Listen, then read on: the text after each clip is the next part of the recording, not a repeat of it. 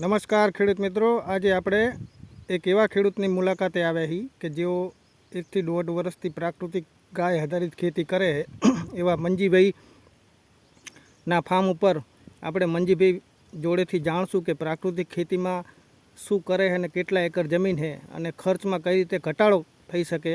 એના માટે મંજીભાઈને વિનંતી કરું કે માહિતી આપશે। મંજી રત્ના વેકરિયા, રામપર એકરાના રહેવાસી। આપણે પ્રાકૃતિક ખેતીમાં છેલ્લા 2.5 વર્ષથી જોડાયેલા છીએ। તો એનામાં આપણે સમજી લો કે ગાય ઉપર બધી આધારિત છે ને ગૌમૂત્ર ને એ બધું ભેરું કરીને એમાં જે લીમડાનું છે, આકડાનું પાનના કટકા કરીને માલિકો નાખવાના છે। તો એ રીતે આપણે એને એક ડ્રમકામાં થોડા દાડા ભેગું કરીને યુઝ કરી છીએ આપણે ને બહુ ખર્ચમાં પણ બહુ ઓછું ખર્ચો આવે છે ને જમીનને બહુ સુધરે છે ને આપણે એના ઉપર આધારિત ખેતી કરી છીએ ને આપણી ખેતી 4 એકર છે। તો એનામાં તમે ખુદ જોવો છો કે તમારી સામે આ રિઝલ્ટ કેવું છે। તો એ એક ચોટ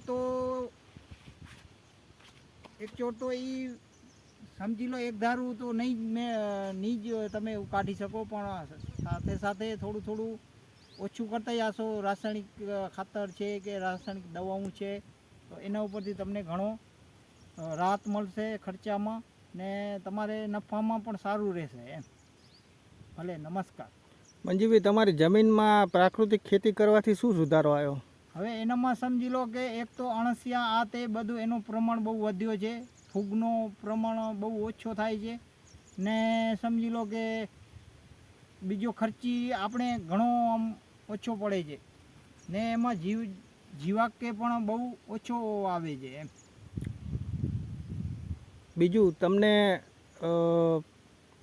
પ્રાકૃતિક ખેતી કરવાથી ખર્ચમાં કંઈ ઘટાડો થયો એવું લાગ્યું? ના, એમ તો ઘણો જ ઘટાડો, 20 થી 30% જેવો ઘટાડો દેખાય છે। કેમ કે અત્યારે સમજી લો પહેલે મારી આગળ બાપ દાદાની એ બધે એ જ વધારે ચલણ કરતા, પછી વચમાં વળી ટાઈમ આવી ગયો કે રાસાયણિક દવાઓ છે કે રાસાયણિક ખાતર છે, યુરિયા છે, એવું છે, ડાયમોનિયા છે। તો એનો બહુ ઉપયોગ કરવાથી આપણા જે જમીનના તત્વ છે એ બધા સાવ ઊંચ થઈ ગયા છે।